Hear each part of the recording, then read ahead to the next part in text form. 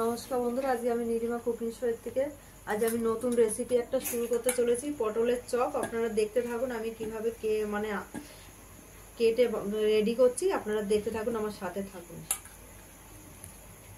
এরকম বড় বড় পটল লাগবে, আমি খোসা ছাড়াবো না, আমি আঁচড়িয়ে বানাবো এটাকে, নাহলে চপটা ভালো হবে না, যার জন্য আমি আঁচড়িয়ে নিচ্ছি এইভাবে।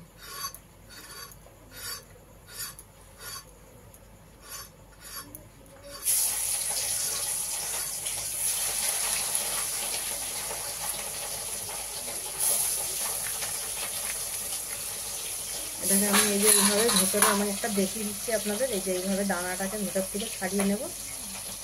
ছাড়িয়ে নিয়ে এটা ভেতরে কীভাবে ভরবো আপনারা দেখতে থাকুন। দেখুন বন্ধুরা, এই যে এটাকে এইভাবে ফুটো ফুটো করে নিতে হবে। না ফুটো করে নিলে ভেতরে তেল ঢুকবে না, ভাজাটা ভালো হবে না, মশলাটা ঢুকবে না, সেদ্ধ হবে না ভালো, কারণ এটা কাঁচা দিয়ে চপ তো।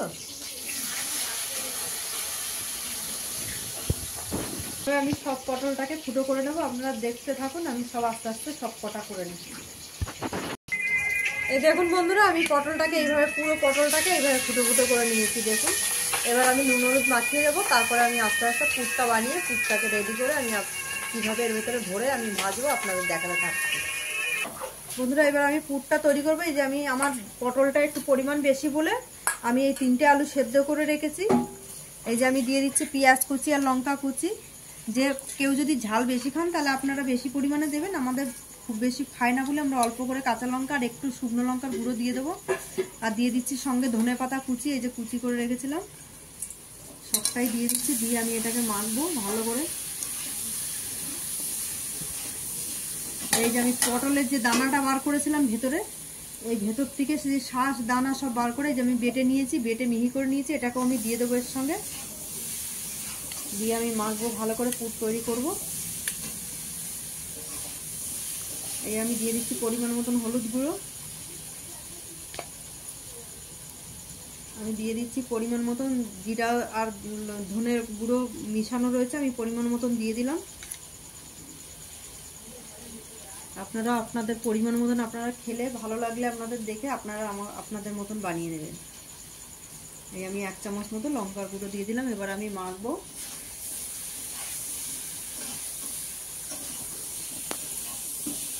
পরিমাণ মতন দিয়ে দিলাম নুন।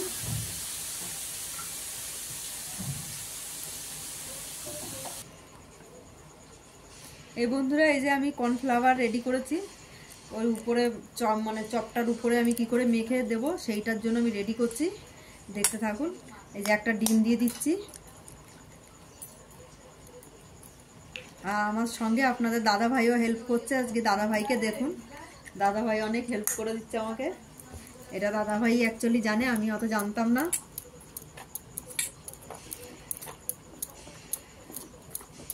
আমি দিয়ে দিচ্ছি একটু নুন।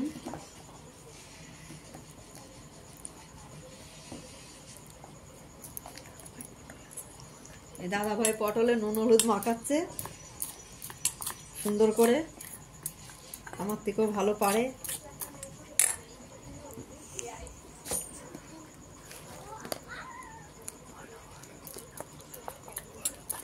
আমি এর সঙ্গে হলুদ দিয়ে দিয়েছি, ডিম দিয়ে দিয়েছি, ডিমটা দিয়ে ফেটাচ্ছি, না হলে ফুলে যাবে তো, তার জন্য এইটা মাখিয়ে দিলে একদম সুন্দর মচমচে হয়ে যাবে আর ভাজাটাও ভালো হবে।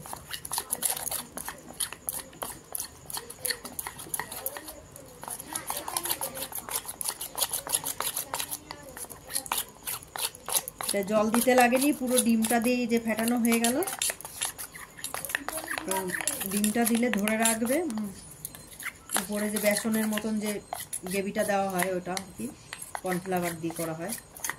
আলুটা মাখা হয়ে গেছে, আলুটা এবার পুরটা ভরবো।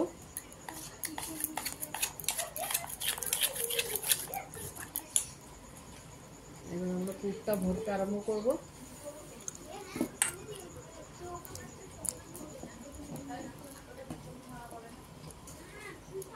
এইভাবে পুরটা ভরে নিতে হবে। ভরে নিয়ে এবার আমরা কিভাবে আস্তে আস্তে করে ছাড়বো আপনারা দেখতে থাকুন, সাথে থাকুন, দেখতে পাবেন। দেখুন বন্ধুরা, আমার পুর ভরা হয়ে গেছে, কত সুন্দর লাগছে দেখতে, আপনারা দেখতে থাকুন। আর এই যে আমার মশলার গ্রেভিটাও রেডি করা হয়ে গেছে ফেটিয়ে পুরো। এবার এটাতে মাখাবো আর আমি ভাজবো গরম গরম। আমি বসিয়ে দিলাম কড়াইটাকে। এবার আমি পরিমাণ মতন তেলটা দিয়ে দিচ্ছি। তেলটা গরম হলে আমি এক এক করে ছাড়তে থাকবো, আপনারা দেখতে থাকুন। বন্ধুরা আমি এই যে মাখাচ্ছি কর্নফ্লাওয়ারটাকে, মাখিয়ে মাখিয়ে এবার আস্তে আস্তে করে আমি ছেড়ে দেবো এক এক করে। দেখতে থাকুন। আমার তেল গরম হয়ে গেছে। গ্যাসটাকে আমি কমিয়ে দিলাম, সিমে করে আস্তে করে ভাজতে হবে, জোরে করলে সেদ্ধ হবে না, কাঁচা তো।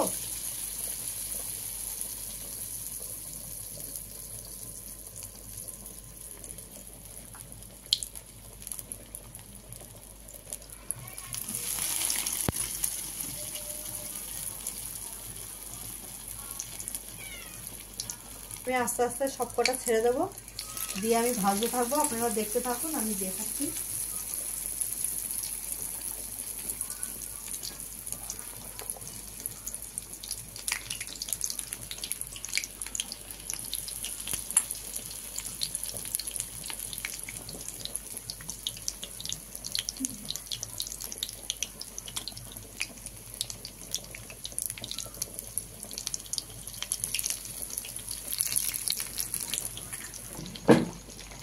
দেখুন বন্ধুরা, এই যে ভাজা হচ্ছে, কি সুন্দর ভাজার কালারটা আসছে।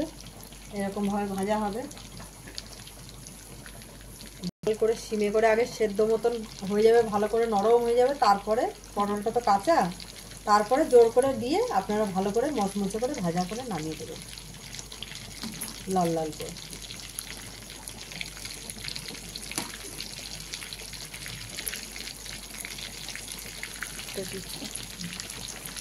এক পিঠ হয়ে গেছে, আমি আরেক পিঠ উল্টে দিচ্ছি আস্তে আস্তে করে। এই পুরটা বেরাবে না, এই যে এরকম ভাবেই থাকবে পুর। দেখুন ভেতরে সুন্দর করে রয়েছে, মনেই হবে না যে হাফ পটল, মনে হচ্ছে গোটা পটল। হয়ে গেছে বন্ধুরা, আমি এবার তুলে দিচ্ছি এইটা। দেখুন একদম লাল লাল ভাজা হয়ে গেছে গোটা গোটা। আমি তুলে দিলাম।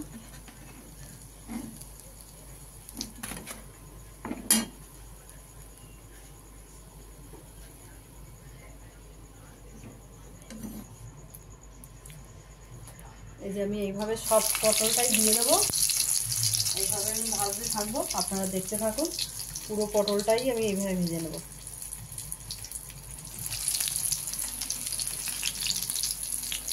ঠাম্মি পটলের চপ বানিয়েছে, আমি একটু টেস্ট করে দেখি।